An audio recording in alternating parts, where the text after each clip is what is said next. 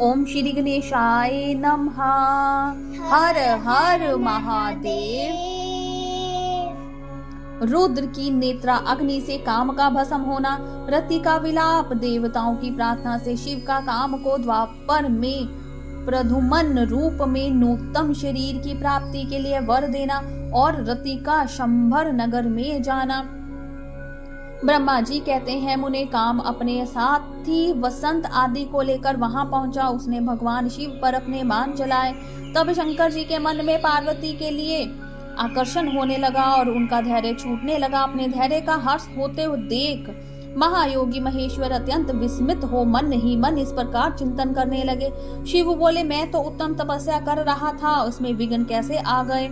किस कुकर्मी ने यहाँ मेरे चित्त में विकार पैदा कर दिया? इस तरह विचार करके सत्पुरुषों के आश्रयदाता महायोगी परमेश्वर शिव शंका युक्त हो संपूर्ण दिशाओं की ओर देखने लगे। इस समय वाम भाग में बाण खींचे खड़े हुए काम पर उनकी दृष्टि पड़ी। वह मूढ़ चित्त मदन अपनी शक्ति के घमंड में आकर पुनः अपना बाण छोड़ना ही चाहता था। नारद, इस अवस्था में काम पर दृष्टि पड़ते ही परमात्मा गिरीश को तो तत्काल रोष चढ़ आया। मुने उधर आकाश में बाण सहित धनुष लिए खड़े हुए काम ने भगवान शंकर पर अपना अमोघ अस्त्र छोड़ दिया, जिसका निवारण करना बहुत कठिन था। परंतु परमात्मा शिव पर वह अमोघ अस्त्र भी मोघ व्यर्थ हो गया। कुपित हुए परमेश्वर के पास जाते ही शांत हो गया। भगवान शिव पर अपने अस्त्र के व्यर्थ हो जाने पर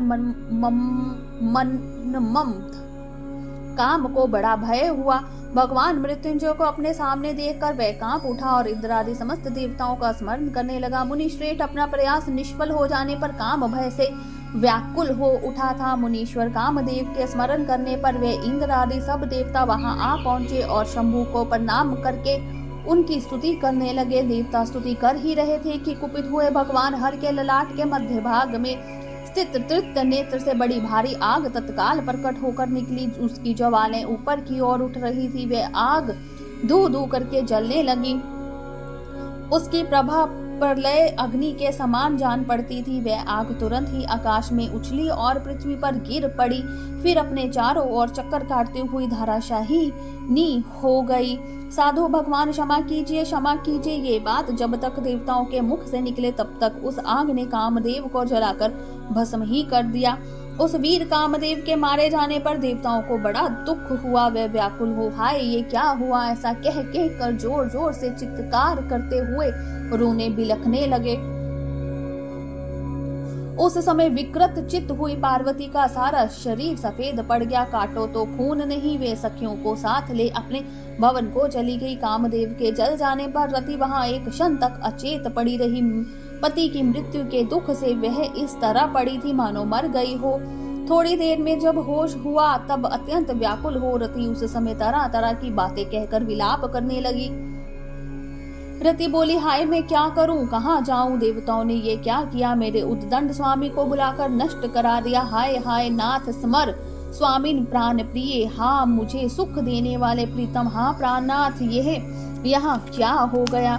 ब्रह्मा जी कहते हैं, नारद इस प्रकार रोती बिलखती और अनेक प्रकार की बातें कहती हुई रति हाथ पैर पटकने और अपने सिर के बालों को नोचने लगी। उस समय उसका विलाप सुनकर वहां रहने वाले समस्त वनवासी जीव तथा वृक्ष आदि सखावर प्राणी भी बहुत दुखी हो गए। इसी बीच में इंद्र आदि संपूर्ण देवता महाराज जी का स्मरण करते हुए रति को आश्वासन दे इस प्रकार बोले। देवताओं ने कहा, तुम काम के शरीर का थोड़ा सा भस्म लेकर उसे यत्न पूर्वक रखो और भय छोड़ो।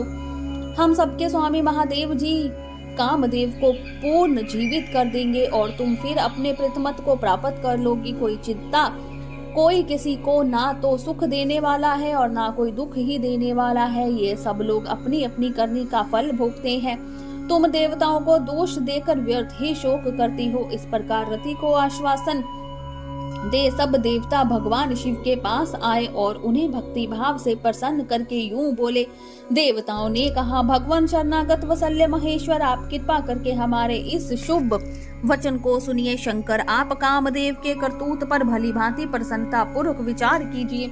महेश्वर, काम ने जो ये कार्य किया है इसमें कोई स्वार्थ नहीं था। दुष्ट तारकासुर से पीड़ित हुए हम सब देवताओं ने मिलकर उससे यह काम कराया है। नाथ शंकर, इसे आप अन्यथा ना समझे। सब कुछ देने वाले आप देव गिरीश, सती साध्वी रति अकेली अति दुखी होकर विलाप कर रही है। आप उसे संतावना प्रदान करें शंकर। यदि इस क्रोध के द्वारा आपने कामदेव को मार डाला तो हम यही समझेंगे कि आप देवताओं सहित समस्त प्राणियों का अभी संहार कर डालना चाहते हैं। रति का दुख देखकर देवता नष्ट प्राय हो रहे हैं, इसलिए आपको रति का शोक दूर कर देना चाहिए। ब्रह्मा जी कहते हैं, नारद संपूर्ण देवताओं का यह वचन सुनकर भगवान शिव प्रसन्न हो उनसे इस प्रकार बोले। शिव ने कहा, देवताओं और ऋषियों, तुम सब आदर पूर्वक मेरी बात सुनो। मेरे क्रोध से जो कुछ हो गया वह तो अन्यथा नहीं हो सकता, तथापि रति का शक्तिशाली पति कामदेव अभी तक अनंग शरीर रहित रहेगा। जब तक रुक्मणी पति श्री कृष्ण का धरती पर अवतार नहीं हो जाता, तब श्री कृष्ण द्वारका में रहकर पुत्रों को उत्पन्न करेंगे। तब वे रुक्मणी के गर्भ से काम को भी जन्म देंगे। उस काम का ही नाम उस समय प्रद्युम्न होगा, इसमें संशय नहीं है। उस पुत्र के जन्म लेते ही शाम्बरासुर उसे हर लेगा। हरण के पश्चात दानव शिरोमणि शंबर उस शिशु को समुद्र में डाल देगा। फिर वह मूढ़ उसे मरा हुआ समझकर अपने नगर को लौट जाएगा। रते उस समय तक तुम्हें शाम्बरसुर के नगर में सुखपूर्वक निवास करना चाहिए। वही तुम्हें अपने पति प्रद्युम्न की प्राप्ति होगी। वहां तुमसे मिलकर काम युद्ध में शंबरासुर का वध करेगा और सुखी होगा। देवताओं, शंभुना नामधारी काम अपनी कामिनी रति को तथा शंबरासुर के धन को लेकर उस साथ पुनः नगर में जाएगा। मेरा ये कथन स्वतः सत्य होगा। ब्रह्मा जी कहते हैं, नारद, भगवान शिव की यह बात सुनकर देवताओं के चित्त में कुछ उल्लास हुआ और वे उन्हें प्रणाम करके दोनों हाथ जोड़ विनती भाव से बोले। देवताओं ने कहा, देव देव महादेव करुणा सागर प्रभु, आप कामदेव को शीघ्र जीवन दान प्रदान दे तथा रति के प्राणों की रक्षा करे। देवताओं की यह बात सुनकर सबके स्वामी करुणा सागर परमेश्वर शिव पुनः प्रसन्न होकर बोले, देवताओं, मैं बहुत प्रसन्न हूँ। मैं काम को सबके हृदय में जीवित कर दूंगा। वह सदा मेरा गण होकर विहार करेगा। अब अपने स्थान को जाओ, मैं तुम्हारे दुख का स्वतः नाश करूंगा। ऐसा कहकर रुद्रदेव उसी समय स्तुति करने वाले देवताओं के देखते देखते अंतर्ध्यान हो गए।